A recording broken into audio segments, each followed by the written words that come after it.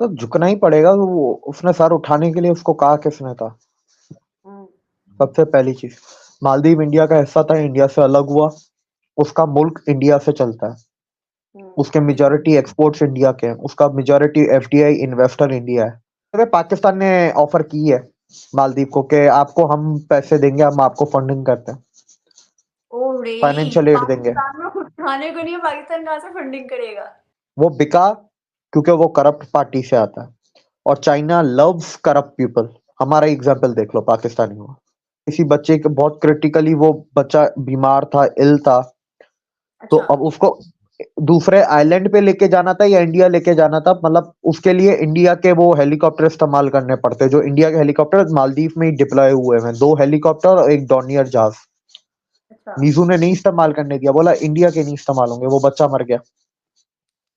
Oh my Maldives के India के साथ काफी ज्यादा जो है एक फाइट चल रही थी। बहुत ज्यादा रिलेशंस खराब चल रहे थे। उसी दौरान हमने देखा कि मालदीव्स के जो ओपोजिशन पार्टी है, उनके पीएम लीडर जो भी कहते हैं, उनकी जानिब से कहा गया कि जो मुइज़्ज़ू है उसको माफी मांगनी चाहिए, और इंडिया से, इंडियन से और पीएम मोदी से, और बड़े हाथ जोड़ के और अच्छे अंदाज से माफी मांगनी चाहिए।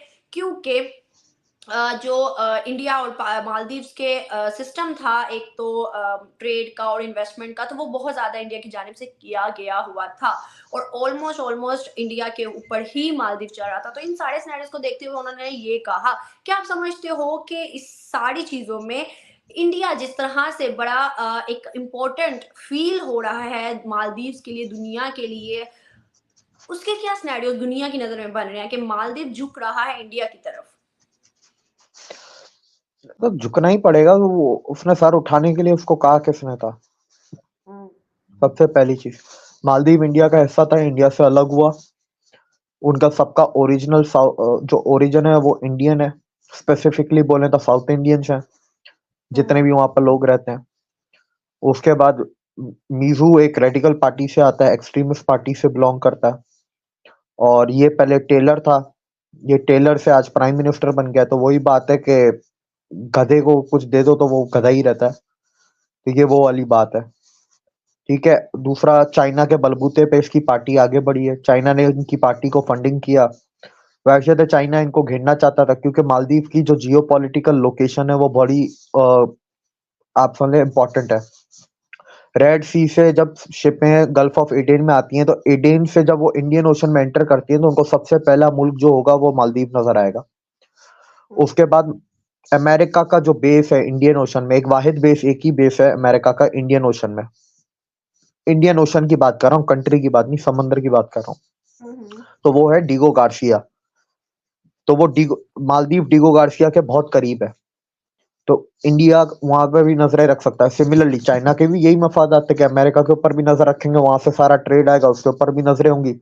इंडिया की कोस्ट लाइन से करीब है तो इंडिया के ऊपर भी नजर रखेंगे। लेकिन मालदीव ये एक चीज भूल गया था कि उसका मुल्क इंडिया से चलता है। हम्म। उसके मेजॉरिटी एक्सपोर्ट्स इंडिया के हैं। उसका मेजॉरिटी एफडीआई इन्वेस्टर इंडिया है। उसका हेल्थ केयर सारा इंडिया से आता है। उसका खाना पीना राशन इंडिया से आता है। इंडिया ने उसको बहुत किस्म के अलग अलग तरीके के बेनिफिट्स दिए हुए थे, जो अब आहिस्ता आहिस्ता खत्म किए जा रहे हैं। जैन साथियों, अचानक से मालदीव का मुद्दा गरमाया और मालदीव ने भारत से अपने रिश्ते ख़त्म करने की सोची और बहुत ही उछलने लगे वहाँ का जो नया राष्ट्रपति था मुइज़्ज़ू। लेकिन बाद में उसे पता चला उसने जो किया इससे उसके देश पर क्या प्रभाव पड़ने वाला है। वहाँ के जिस मुद्दे को लड़कर उसने चुनाव जीता था इंडिया आउट कैंपेन करके, अब वही मुद्दा इसके लिए हानिकारक हो रहा है। अब जल्द से जल्द उसकी सरकार गिरने वाली है मेरे ख्याल से, जहाँ तक ये समाचार आया है। क्योंकि भाई मालदीव की इकोनॉमी इंडिया पर तो निर्भर करती ही है। ऐसा नहीं है कि अगर दूसरे देश के टूरिस्ट वहाँ ज़्यादा चले जाए, इंडिया के थोड़े कम चले जाए, तो इससे उतना पर फ़र्क पड़ने वाला है।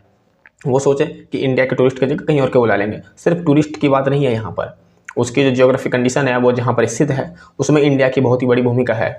अगर वो चाइना के साथ वहाँ जाता है तो यह नहीं कि चाइना अपना प्लान बना रहा है अपना अड्डा ये सब बनाने का, जो कि भारत के लिए अच्छा नहीं होगा, लेकिन उससे कहीं ज़्यादा मालदीव के लिए अच्छा नहीं होगा। क्योंकि भारत से पंगा वो इस समय नहीं ले सकता।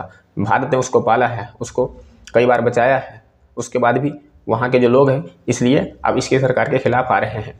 जहाँ तक कि जो पुरानी सरकार थी उनकी जो पार्टी थी अब वो भी उस जो मुइज़्ज़ो की सरकार है उसके खिलाफ है। लग रहा है धीरे धीरे इसकी सरकार गिरेगी और इसको अपनी औकात का पता चल गया होगा कि किस तरह से इसने जो गलत किया इंडिया के दुश्मन देश के साथ, यानी जिसके साथ संबंध अच्छा नहीं था उनके साथ इसने संबंध बनाया और इंडिया के साथ खराब करने की कोशिश की।